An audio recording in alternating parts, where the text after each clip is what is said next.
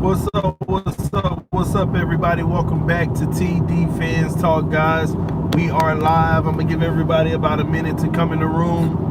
A lot to discuss, guys. I know I done received over 500 emails, 500 messages, all type of stuff, man. We gonna talk about it. Shout out to everybody. If you're chatting with me right now, please forgive me. I can't read. I am driving, visiting my sisters.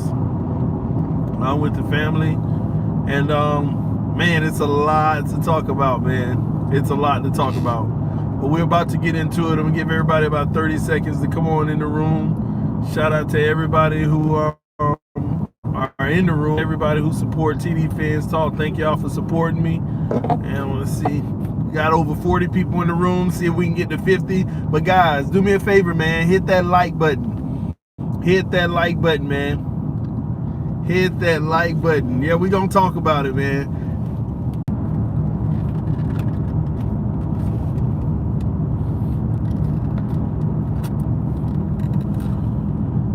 Hey everybody, y'all let me know if y'all back. The stream was lagging, man. Y'all let me know if y'all can see me and y'all can hear me, man. Y'all let me know if you can see me and if you can hear me. Please let me know. All right, perfect, man. All right, guys. So, y'all forgive me. I don't know. The reception may be bad where I am. So if it's in and out, I'm gonna try to stick with it. But without further ado, like I said before, let's talk about this, guys. Again, it's TD Fans Talk. Quarterbacks, man. First and foremost, all right. Let's address the elephant in the room, Ryan Tannehill. Okay, Ryan Tannehill. From TD Fans Talk, thank you for everything that you were able to give the Dolphins organization. As a professional, that was all that you had. Professionalism, you did good things in the community.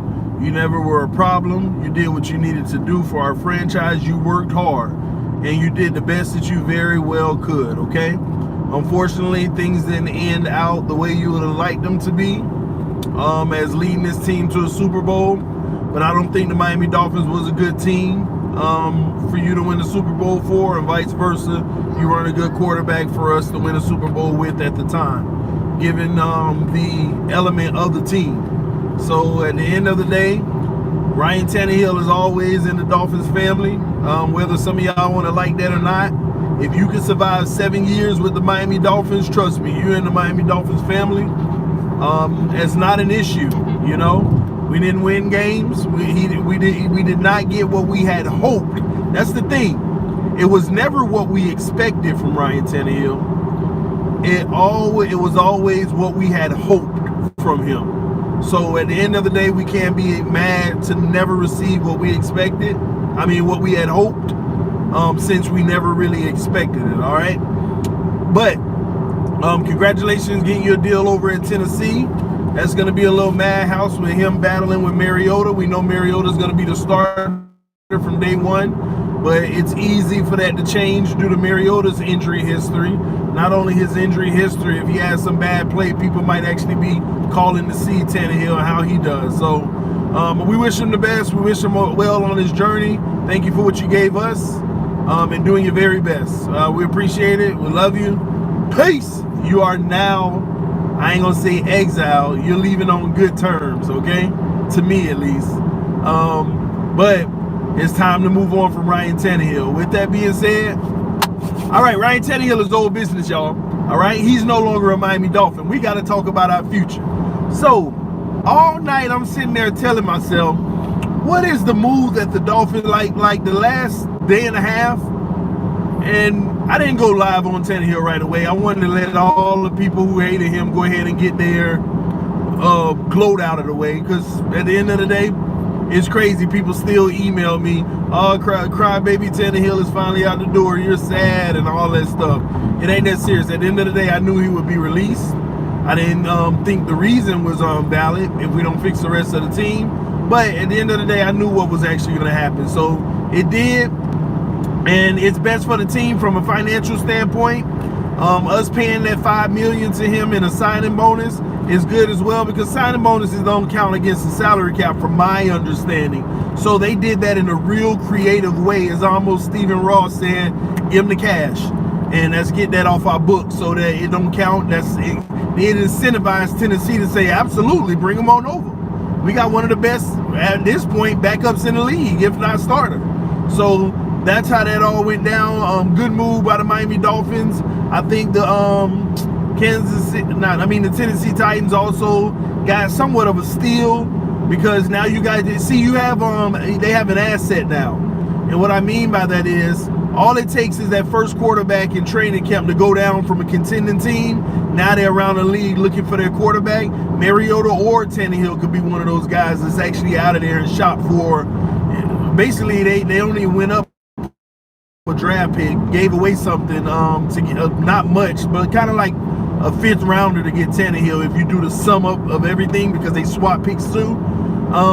They could very well get a 2nd or 3rd pick, flip that into a 2nd or a 3rd pick if a team is desperate for a quarterback when the season starts, because they know they have one of the best backups in the NFL. So good move on their behalf.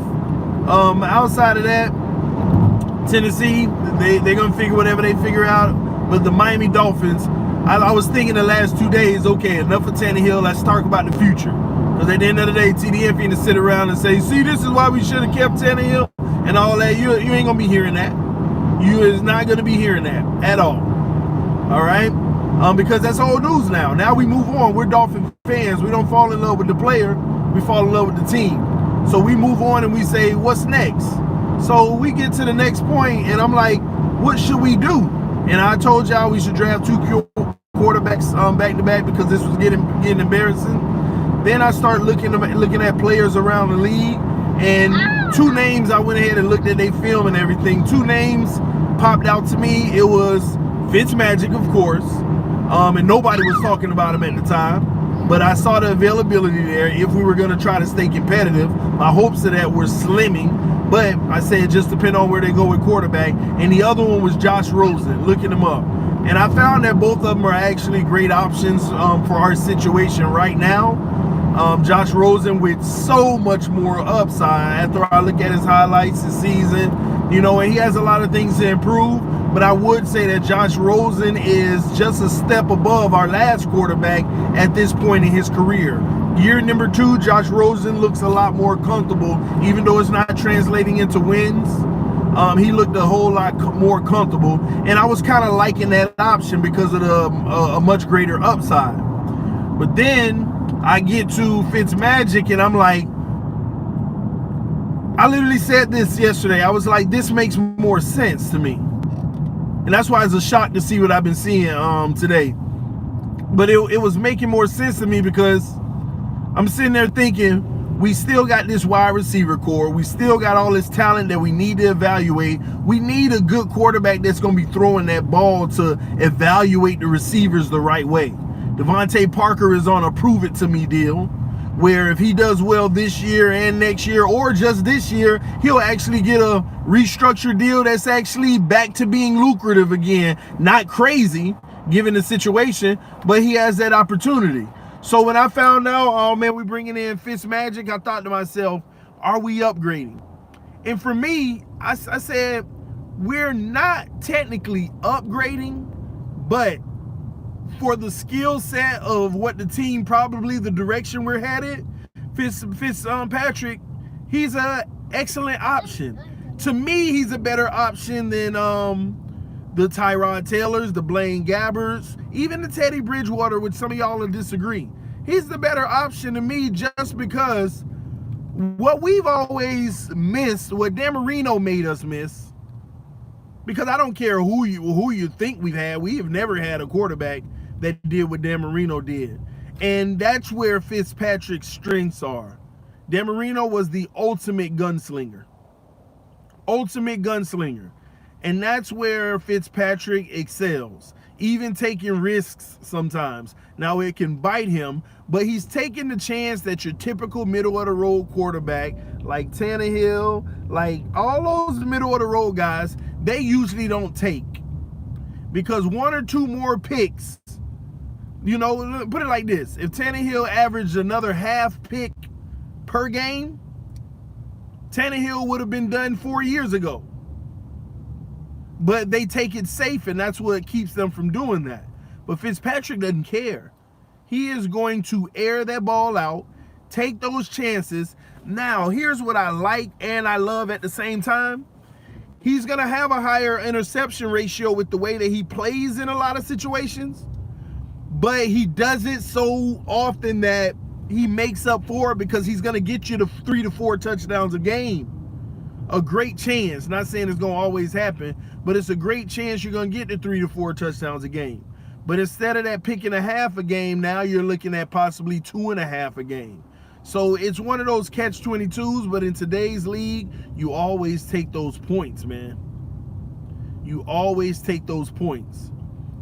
So I'm right now, I'll be honest, I'm not saying that I'm excited about it. The only thing that makes me eager about it and kind of like, okay, is because now you can have a sense of comfort and feel like at least we have somebody to deliver the ball. And I know our receivers can catch and our running backs can run. We still need to fix the O-line, but we should still be able to see competitive football. Competitive football, whether we have a winning or losing season, at least we can say we still are going to be somewhat competitive. And if somehow in this free agency and in the draft, we can figure out a way to get some offensive line help, we can be competitive, very competitive, with good coaching on top of that. I'm not ruling out wild card or even making the playoffs without a wild card. I mean, right now, anybody who makes the predictions, now you're already starting that crazy stuff, TD. That's what they will say. But I promise you, with Fitzpatrick, and if they go do half the work on the O-line, is that we already went backwards a little bit by not keeping Juwan James. But hey, and it's a safe deal. You get Fitzpatrick on a 2-year deal. Y'all already know the 2-year deals are show me deals. The second year is never guaranteed. And they bloated with all these incentives. It could potentially reach as high as 20 million. But if it gets to 20 million, that means he done had a 40 touchdown season. He done played every game. He done had a 70-yard completion percentage. He done ranked in the top 10% in QBR. He done did that. That's what all that is. And you gotta love that. You gotta love it. Anthony Feliso, thanks for the donation, man. I'm happy they still didn't overpay. Exactly. Ain't nothing wrong with the incentives. Sometimes the incentives come in the form of bonus. It ain't killing your salary cap. It's that simple. And you know what? It also, let me tell you what the deal told me, because they saved some. This deal wasn't about the savings on money this year. They didn't save any money this year because what they're going to have to pay Fitzpatrick, they paid $5 million in Tannehill signing bonus. If Fitzpatrick has a decent season and get enough incentives, it's a wash this year. But they really saved themselves for the 2020. They saved themselves from Tannehill's contract that year. Let me tell you the biggest thing. This deal would have never happened if Tannehill just said no. Because the biggest thing is, in order for any of this to even work, Tannehill had to agree to shred his previous contract. And I thank him for doing that. Thank you for doing that instead of holding us kind of in prison. Because people don't realize, how would he hold us in prison? We cut him. Oh, he was going to touch our salary cap this year and next year. Facts. Both years he was going to hit it. He was going to hit it. And Tannehill said, oh, you're going to pay 5 of they $7 million guaranteed? Because he got the full 7 guaranteed. Plus the incentives. So y'all going to pay it right now as a signing bonus? Oh, I get it up front. He ain't getting no regular league paychecks for it. He getting it up front. He took it. He took it. And then he said, in Tennessee, I got a good chance of playing anyway. So I thank him for shredding that contract. It definitely gave us the relief we're going to need in 2020. Because believe it or not, even at this point right now, our 2020, we go from being the bottom of cap space to the top. But we also have a lot of spending that has to happen in 2020. Xavier Howard, Laramie Tunsil, a few more guys. Do you want to keep Kenny Stills or start your move on from him? All of those things are going to make sense, man. So the Fitzpatrick deal, Hey, we ain't got to guarantee the second year. But what's going to tell us even more information is this year's draft. Are we going for a quarterback this year? Or does this solidify, nah, we're good until next year? That's going to be the question. Now it has me back in my original stance that says, hey, first round defensive tackle. There you go. First round. Now I'm right back in my original stance. First round defensive tackle. Second round, grab your quarterback you love if you want. Or stay on the defense. If you're going for your guy next year, you're going for your guy next year, man. If that's what it's going to be. Fitzpatrick, how much is guaranteed? We don't know yet. From my understanding, we don't know yet. From my understanding, we got speculations. The contract can go as high as $20 million, but you know it ain't more than 10. It probably ain't more than 10 million guaranteed for sure because it's a 2-year deal. They're not finna put themselves under restraint in the second year. They are not finna put themselves under constraints for the second year. Not at all. We got to go 13. I mean, we got to go defense at 13. We got to go defense at 13. I just hope that we still have that steady mentality of, no, we're going to go get our guy this year. The money that you're giving Fitzpatrick, put tanking. She's a little bit considerably over tanking. We're not trying to tank, guys. So we got to go defense at 13. We defense out. And I know that's like, but TD, man, well, you want to help the defense out, but the O-line is just, we have nothing. That's where I trust in O'Shea. That's where I trust in O'Shea. Every year the Patriots ain't got nothing on that O-line. But that's where I trust O'Shea. That's where O'Shea got to come out. That's where he got to come out and put the game plan together. Yeah, they gonna stockpile these picks. I do you one better, y'all. They sold the way the small little deals that they already did. They already set up. They already set up for next year. I already like what we're doing. You got to just chill, pump the brakes, and not react to not having nobody. And I love what we're already doing. Let me tell you what people ain't noticing. You just basically virtually picked up a 4th or 5th rounder kind of from the Titans. Excuse me. You swap draft picks. And you picked up a draft pick, right? Watch how important that 4th or 5th, I got to go back and read it, that 4th or 5th rounder is. Watch how important it is. Watch if I'm going to be honest, it's no different from this year. The Dolphins can go ahead and move up to the top if they wanted this year. They could take number 13, give it to whoever in the top 5 they want to trade with, and they can say, hey, we got a 4th to throw with that to make it worth it. There's only 13 to the top 5, or we got a 4th and a 7th round we want to give you. It might just get it done. Person you actually, and yeah, we're not talking about the compensatory picks, but that's next year. We don't have any compensatory this year from my understanding. None, y'all. But next year, we're slated to be on course to have 3 to 4. 3 to 4.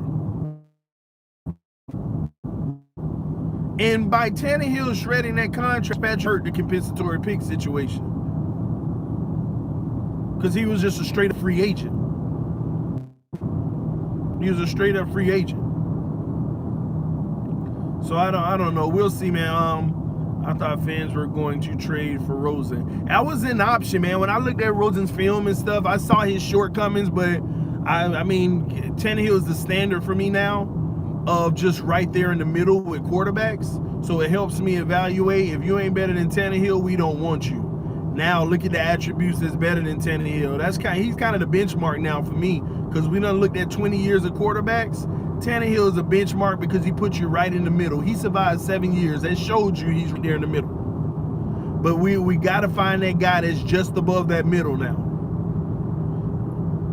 And somebody said Rosen didn't impress him in college. Let me tell you something about Rosen. I was watching his highlights and some of the things, his mishaps, and one thing I like about Rosen you know how y'all say that the previous quarterback didn't have pocket awareness, whatever.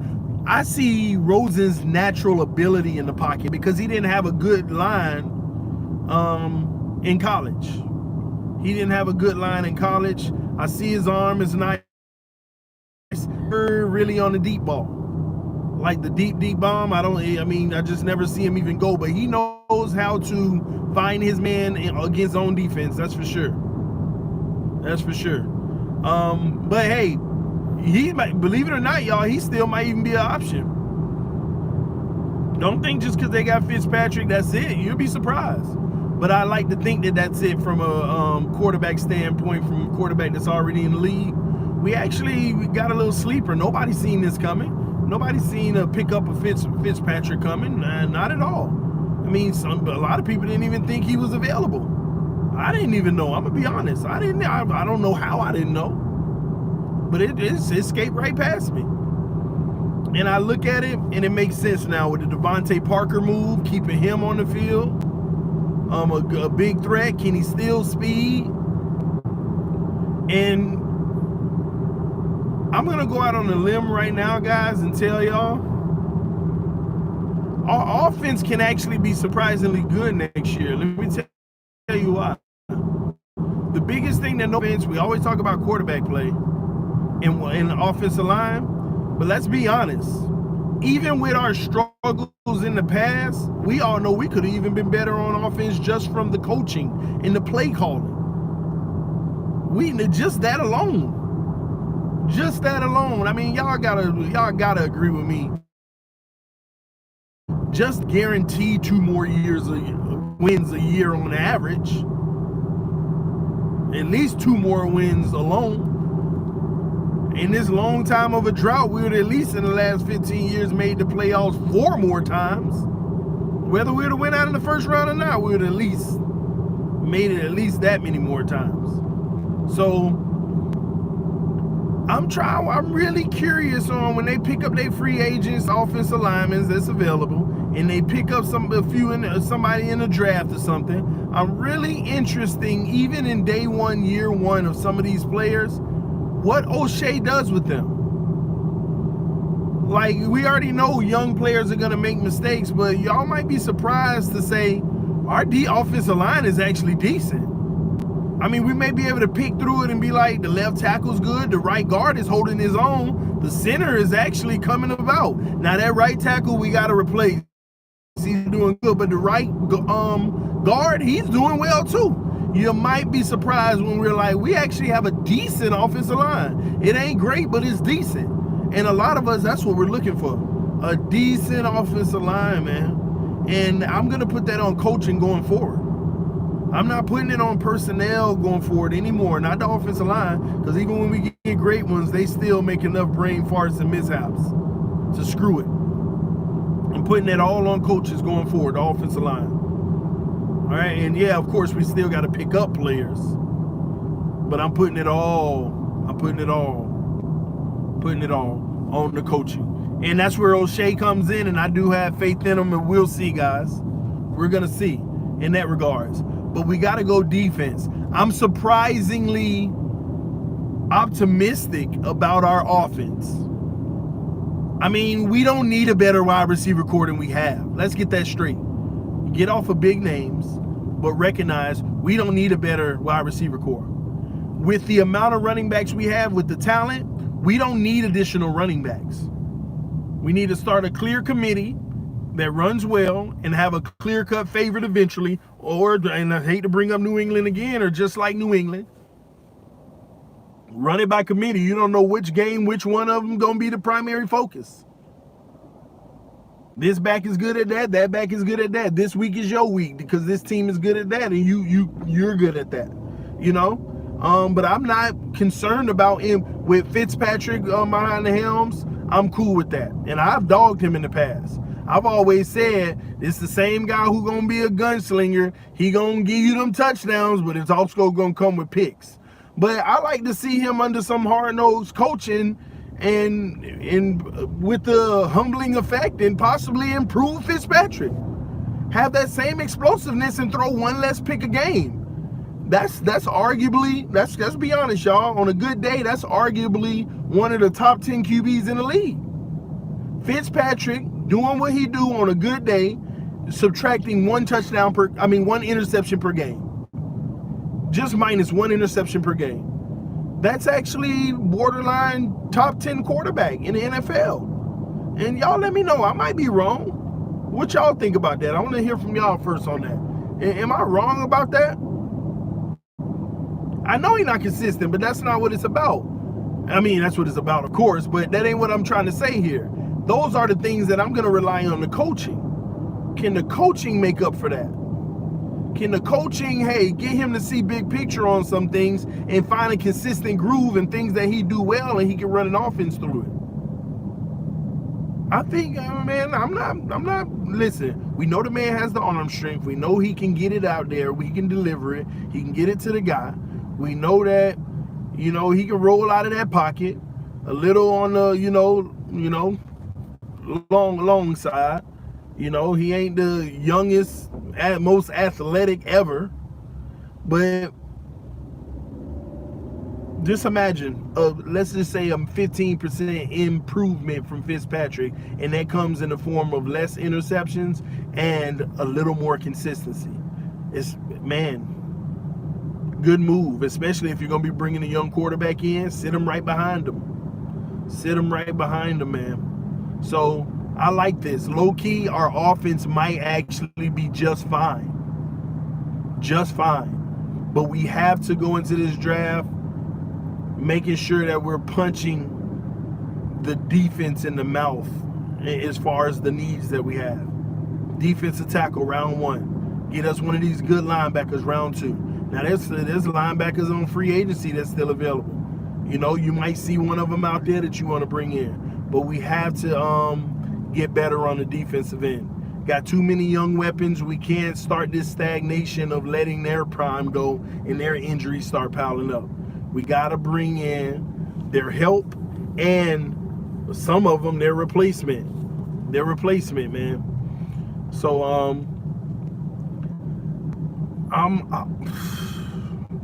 I have great optimism about this. I don't know why,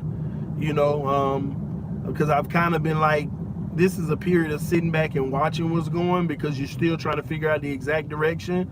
But this Fitzpatrick move, it actually confuses you from what you kind of went all in on. Okay, we straight up rebuilding, but then it kind of brings you back to, we're rebuilding, but just a new face of the franchise, and not in face of Fitzpatrick, but a new model, a new way of winning, a different culture. And when I say culture, not the attitude and the demeanor in the locker room, I'm talking about style of play, a new mentality.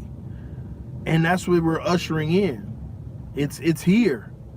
And we have to go with that, guys, and recognize it, though, so that we don't get so stuck in the stagnation that we've been in for so many years. It's easy for one thing not to go right, and we're already off the chain. I mean, it could be next year, guys, and we can go 7-2 and lose all the rest of the games, and people say, same old Dolphins, but you forgot this is still a rebuild. We shouldn't even did that. We shouldn't have even done that. But this is interesting. This is very interesting. I mean, think about it. We play the NFC East next year. We got the Redskins and their situation. We got the Giants and their quarterback situation. We got the Eagles. Can their quarterback stay healthy? And we got healthy Cowboys. I mean, we have a chance to win some games out of the NFC East next year. And doing what we do in our own division, we can't let Sam Darnold pass us up.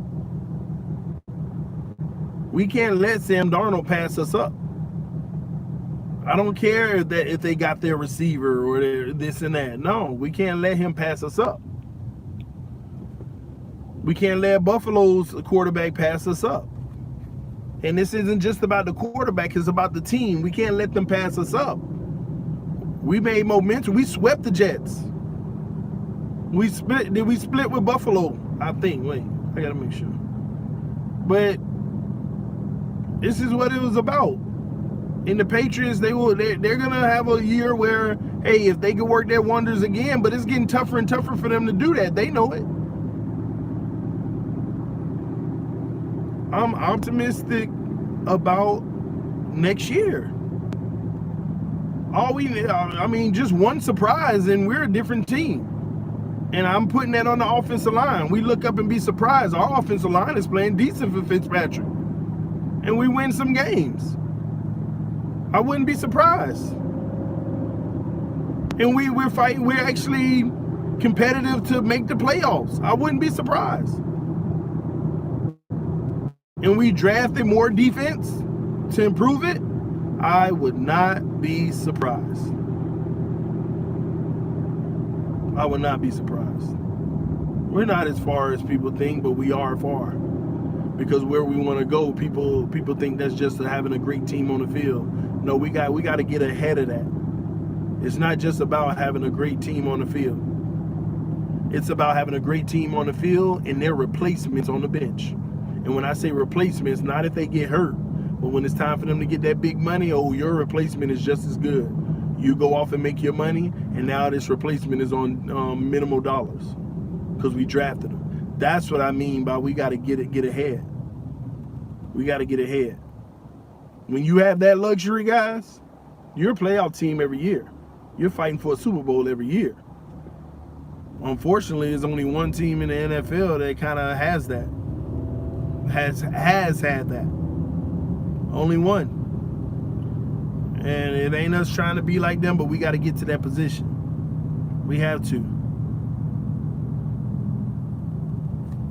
Let's see. Star is always getting injured. Well, but yeah, y'all, that's where we are. That's where I am. That's my thoughts, man. That's my thoughts. Outside of that, man, that's how I feel about where we are as a team right there. Now the Miami Dolphins, we moved on from our previous quarterback. We are in a new day, a new time, a new era. I'm excited about it. I just hate that football is so short, man. Like, can we like, now I feel like I actually agree with, can we go 18 games? Can we do 18 games? You know, 18 games a season. I want more football. I don't even care if we got to go 5 preseason games. Spread it out. Make the roster 63-man roster. You know, that's all they'll have to do. They'll have to extend the roster for more people if you're doing more games. Because you're going to have more injuries. You're going to have more subs. All that stuff. I want more football, man. Especially for my Dolphins. But we're good, y'all. We're good. I can't wait to this video post because I want to see what y'all think about this Fitzpatrick deal. It's not a bad one for everybody that's worrying this and that. Trust me. Listen, for a fact, nobody should have a problem with this, even if you had a problem with it. If you had a problem with it, it's just that you're looking at it from a term of Fitzpatrick going to be our quarterback. This isn't a long-term deal. Now, if they improve him, and he could very well be our future. I mean, long-term. If he comes out next year and shows something, well, I don't matter if we draft somebody or not. He could be long-term. That's a fact. That is a fact. I mean, he's going to be getting older, but that's still, man. So we just got to keep an eye on it, and for above all, support our quarterback. Fitzpatrick is our starting quarterback right now. At least we know we got a starting quarterback. Now, if we go draft a quarterback in the first round, it's going to be controversial because people going to wonder then. Man, we need to start. If Fitzpatrick go out there, throw 5 touchdowns and 3 picks, and we lose by 1 point, people ain't going to care about them 5 touchdowns. All they going to care about them 3 picks. And they're going to be like, man, start the rookie, man. Start it. It's going to start controversy, but I don't care. We got our starting quarterback right now. At least we know who we have. At least our head isn't all the way down about who we have. I'm happy about it. I'm excited about it. I'm going to make sure I support Fitzpatrick and everything. Start talking about him, the things he does well, the things he can do to improve, what he's going to add to our offense next year, how he's going to add it. That's what we'll be talking about going forward. And every move that our team makes, how we're setting up to be successful. Long term. Oh, man. Let me see. I feel like he is, TD. I think, man, this can be a surprise, y'all. This can be a surprise. And you know that what they did, they didn't say, we didn't get Tyrod, we didn't get Teddy. Let's go ahead and put a little bit more money out there on the table and get a better caliber quarterback. Let's see what we can do in that regards. So then they offered some real money to Fitzpatrick. I didn't even think they could recover from all this, y'all. I didn't think it was possible because it was starting to get embarrassing. But they did. They recovered from it in my eyes. I like this move.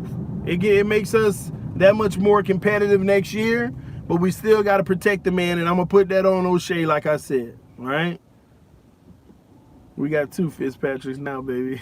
I wonder how that conversation gonna go about the patent. You know, that whole lost all that mess, man. Patent Fitzmagic and this and that. Hey, it might be something where Fitzmagic, 2 Fitzmagics on the team, and on offense we got a superstar, and on defense we got a superstar. Who knows? That might be the story in Miami. The Fitzmagic boys or something. I don't know. We'll see, man. Bro, I honestly think we upgraded and we are not tanking. Yeah, Fitzpatrick can be an upgrade from Tannehill if he plays well and he just is consistent. Fitzpatrick has more explosiveness than Tannehill, hands down. Nobody, I mean, y'all can disagree with me. Y'all know hopefully nobody disagreeing with me if I'm talking about Tannehill and saying somebody has something over him. Especially the way y'all think I used to defend this man. So, yes, he can have a much greater impact than Tannehill because he is more explosive than Tannehill. That's a fact, because he takes more chances. He's taking those chances that quarterbacks like Tannehill want to be safe with. You know, they're not going to make that throw. Fitzpatrick will throw it right in there in triple coverage, but he knows if I do what I'm supposed to do and bullet it where it needs to be, that triple coverage don't matter because it's still out of all 3 of their reach and just my man. It ain't high percentage, but I'm going to take that shot. And he takes it, and sometimes he gets it, and it's beautiful explosiveness, and sometimes it gets picked off. That's the gunslinger mentality. That's the scary part of it, but I'm sorry to cut y'all off, man. I gotta my bad. Get out of here, man. I got a phone call just now. I want to answer that one. But this TD Phins talk, man, I'll be back to y'all to talk to y'all more about this stuff. But that's where we are, man. That's my take on it. I know a lot of y'all been waiting on me, but at the end of the day, hey, it's a grown man in Ryan Tannehill. He got to move on. We got to move on, and we got to talk about our future in the Miami Dolphins. All right, but we're good, man. Y'all should be still happy and excited about the future, especially if you're a Tannehill fan. This was best. At the end of the day, the time has run its course. Time has run its course. All right, but this TD Phins talk. Love y'all, man. Peace. I'm out, man.